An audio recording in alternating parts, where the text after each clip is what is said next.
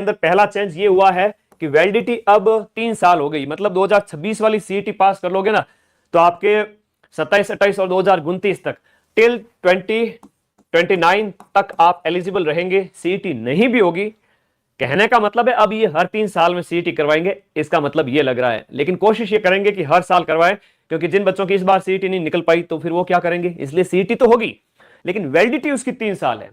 Syllabus में काफी change हुए हैं, जिन जिन जगहों पे सिलेबस में चेंज हुए हैं इस वीडियो के नीचे एक लिंक दिया हुआ है कि सिलेबस या नोटिफिकेशन की पीडीएफ टेलीग्राम ग्रुप में चली गई है, तो आप उस पर क्लिक करो। आओ टेलीग्राम में आपको देता हूं वो पीडीएफ, ठीक है। तो आपको पीडीएफ वहां पर मिल जाएगी। और 14 नई भर्तियां कौन सी हैं जो सीईटी के माध्यम से होगी, 1/3 नेगेटिव है ही है। और 25 तारीख से फॉर्म स्टार्ट हो रहे हैं, 25 जून से आपके फॉर्म चलेंगे 1 महीने तक। 25 जून से आपके फॉर्म स्टार्ट हो रहे हैं, तो ये ध्यान रखें। और अब मैं एक एक बात थोड़ा ध्यान से सुनना, सिलेबस थोड़ा छोटा किया गया है। राजस्थान जीके वाला हो गया, इंडिया जीके वाला हो गया, सिलेबस थोड़ा छोटा किया हुआ है, उसको गहराई से एक एक करके समझेंगे। सर सिलेबस जल्दी पूरा कराना, अच्छा लो आ जाओ, ये डाउट भी क्लियर कर देता हूं। माइंड मैप ऐप पर सीईटी प्लस कांस्टेबल वाला बैच प्लस सीईटी 12th वाला बैच, ये दोनों चल रहे हैं। एग्जाम अक्टूबर में है ना, मैं 15 अगस्त तक आपको सारे नोट्स दे दूंगा कंप्लीट A to Z। अभी भी 30-40% सिलेबस हो चुका है, जो क्लासें हो चुकी है वो सारी अवेलेबल हैं। आप जाओ और आराम से बिंदास तरीके से पढ़ो, पढ़ना आपके हिस्से में है। मैं तो 15 अगस्त तक 100% कोर्स करा करके बैठ जाऊंगा और बचे हुए 2 महीने आप लोग रिवीजन करना और बढ़िया तरीके से, और अभी भी पढ़ो, ठीक है। ये आपके लिए बैच अवेलेबल है, अभी 30 जून तक ये ऑफर प्राइस रहेगी, उसके बाद प्राइस बढ़ जाएगी। कोई डाउट है तो 8955982723 पर मुझे व्हाट्सएप करें या इस नंबर पर टीम को कॉल करें, ठीक है। तो आइए अब चलते हैं आगे सिलेबस की ओर। क्या क्या चेंजेज हुए हैं, कौन कौन सी नई भर्तियां सीईटी 12th पास करके आप दे पाएंगे। बहुत सारे डाउट होते हैं बच्चों के, उन सभी डाउट को मैं यहां पर क्लियर करूंगा। और आप भी प्लीज कमेंट बॉक्स में एक एक सही है या गलत सर, 120 क्वेश्चन सही है या गलत सर, ये अभी देख लेते हैं। आइए सबसे पहले उसी डाउट की ओर चलते हैं। पहले तो 14 भर्तियां कौन सी है वो देख लेते हैं। अगर आप सीईटी 12th पास करते हो ना तो आप वनपाल का एग्जाम दे पाएंगे, छात्रावास अधीक्षक का एग्जाम सीईटी 12th के अंदर है। कांस्टेबल का यहां इन्होंने देखते हैं लिखा नहीं है, तो इसका मतलब कांस्टेबल, सॉरी कांस्टेबल कहां गई, ये रही, बधाई हो, कांस्टेबल सीईटी के थ्रू ही होगी। हालांकि बाहर होती तो ज्यादा बच्चे एग्जाम दे पाते, लेकिन अब कांस्टेबल सीईटी के बाहर नहीं है, सीईटी के अंदर ही है भैया। ये रही कांस्टेबल, 9000 पद, अगले साल पेपर होगा, इस साल यहां पर सीईटी होगी। तो सीईटी प्लस कांस्टेबल वाला ये बैच आपके लिए ही है, ये वाला सीईटी प्लस कांस्टेबल वाला ना। थोड़ा सा भर्तियों की बात करें, वनपाल है, छात्रावास अधीक्षक है, जमादार ग्रेड 2 है, कांस्टेबल है, मोस्ट इंपोर्टेंट 9000 पद, एलडीसी है, आरपीएससी के अंदर, सचिवालय के अंदर एलडीसी है, आरएसएम एसएसबी अधीनस्थ बोर्ड की एलडीसी है, और यहां पर कर्मचारी चयन बोर्ड की लिपिक वर्ग की एलडीसी होगी, पंचायती राज के अंदर एलडीसी है, कृषि विपणन में एलडीसी है, अलग अलग डिपार्टमेंट के अंदर एलडीसी है। समझ में आई बात? और बात समझ में आ गई है तो वीडियो को लाइक कर दीजिए। 48 क्वेश्चन सही करने हैं, बहुत बढ़िया, गणित तेज हो रहे हो सब, सर डर लग रहा है, अरे वाह, डर नहीं करना है, आराम से तुम पास करोगे, मैं हूं ना तुम्हारे साथ। तुम बस अपने इस चैनल को सब्सक्राइब करके रखना, मैं सारी रणनीति सारी क्लासेस बताऊंगा तुम्हें। अब सीधा चलते हैं एग्जाम प्रोसेस के ऊपर। जो तुम लोग डर रहे हो कि सर सिलेबस में काफी चेंज हुआ है, सीधा उसके ऊपर बात करते हैं कि एग्जाम का पैटर्न कैसा रहा है। ये लो एग्जाम का पैटर्न, हाँ जी, प्रश्नों की संख्या 120 है, कुल अंक 240 हैं। 240 का 40% कितना हुआ? 240 का 40% कितना हुआ? जैसे 240 100% हुआ, 10% 24 नंबर हुआ। सुनिएगा, बड़ी सिंपल सी बात है, गणित सबको आती है, लेकिन कहते हैं गुरुजी हमें आती नहीं है। आपके दादा दादी उनको भी आता है, रीजनिंग वो भी कर लेंगे, तो आप तो पढ़े लिखे हो। 24 क्वेश्चंस है, वो 10% होता है, 24 इंटू 4 हो गया, तो यहां पर कितना हो गया? अगर हम बात करें कितना नंबर लाना पड़ेगा, 96, 48, 96 हो गया। कितना हुआ? 24 10% होता है 48, 96, तो 96 मार्क्स आपको लाना पड़ेगा, काट है ना, काट पीट करके 96 मार्क्स आपको लाना पड़ेगा, ये आपको ध्यान रखना है। थोड़ा और इसके ऊपर बात कर देते हैं। हाँ जी, ओल्ड पैटर्न थोड़ा अलग था, अभी काफी चेंज किया गया है, ठीक है, ये ध्यान रखना है, ठीक है। बहुत सिंपल सी बात है, 96 यानी कि आपके 96 नंबर लाने हैं 240 में से। अब वो 120 नंबर नहीं रहा क्राइटेरिया। क्या कहते हो आप लोग? अरे मेरे प्यारे प्यारे बॉस, छोटे छोटे बच्चे, बताओ बताओ, आप लोगों के डाउट भी साथ साथ लेके चलूंगा। पहले ही 100, पहले क्या हुआ करता था, 300 अंक हुआ करता था, प्रश्न कितने हुआ करते थे, 150। अब ये तो हटा दिया गया है, पहले यहां पर 120 नंबर लाना होता था मिनिमम क्वालिफाई करने के लिए। अब इन्होंने क्या किया, टाइम है वो 3 घंटे की बजाय है वो 3 आवर्स जो है, उसकी जगह इन्होंने 2.5 घंटे का टाइम दिया है। मतलब 120 क्वेश्चंस के लिए 150 मिनट का समय होगा। ये नए चेंजेस हैं, नए बदलाव है, स्क्रीनशॉट ले ले, बहुत बड़ी चीज। शेयर करो भाई इस वीडियो को। आज का दिन तो सभी बच्चों के जीवन निर्माण का दिन है, अगले 2-3 साल जिंदगी बढ़ेगी उनकी, ठीक है।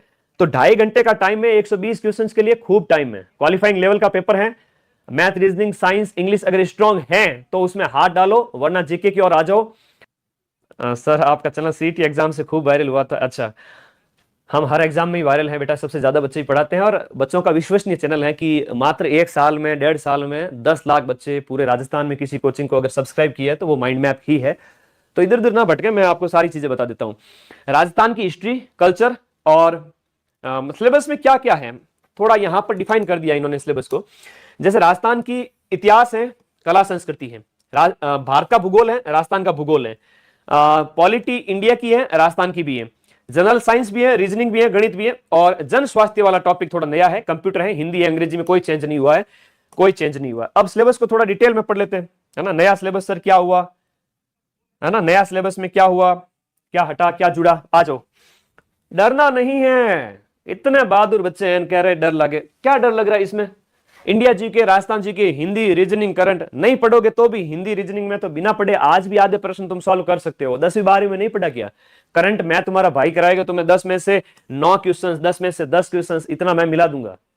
ये 30 क्वेश्चंस तो आज भी कर सकते हो। इंडिया जी के, राजस्थान जी के पढ़ लो, थोड़ा साइंस पढ़ लो, और मैथ इंग्लिश अगर स्ट्रांग है तो अच्छी बात है, नहीं तो छोड़ो भाई, हो जाएगा। 125 क्वेश्चंस का पूरा बेड़ा जखीरा है। 1/3 नेगेटिव मार्किंग है, और हर एक प्रश्न का बराबर भार है। तो कहने का मतलब है आपको कितने प्रश्न सही करने पड़ेंगे, काट पीट के 120, जो आपके यहां पर 240 क्वेश्चंस में से 48 काट पीट के सही होने चाहिए। मतलब सही प्रश्न आपके 48 से ज्यादा होने चाहिए। मान के चलोगे 60 तो नेगेटिव कटेंगे फिर 12 क्वेश्चंस का, समझ गए। तो कट पीट के 48 सही होने चाहिए। अब आ जाओ डिटेल सिलेबस देखते हैं, क्या सिलेबस चेंज किया मेरे नन्हे मुन्ने प्यारे बच्चों के लिए।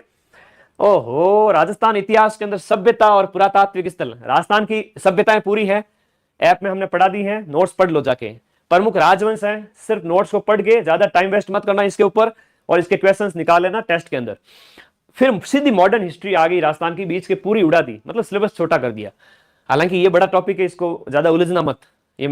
ये तो मैं लास्ट में 20 दिन बचेंगे ना अक्टूबर के, उन टाइम में ऐसा रिवीजन करूंगा संपूर्ण राजस्थान में सबसे ज्यादा, कि तुमने सिर्फ इन मेरे नोट्स की रीडिंग भी मारी है ऐप के अंदर, बैच को खाली पढ़ के नोट्स हल्के बना लिए हैं 3 महीने 4 महीने में, कुछ भी याद नहीं है गुरुजी, सिर्फ रीडिंग मारी है, थारे भरोसे है।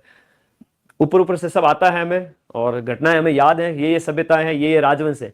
फिर क्वेश्चन में पिरोने की जिम्मेदारी मेरी है।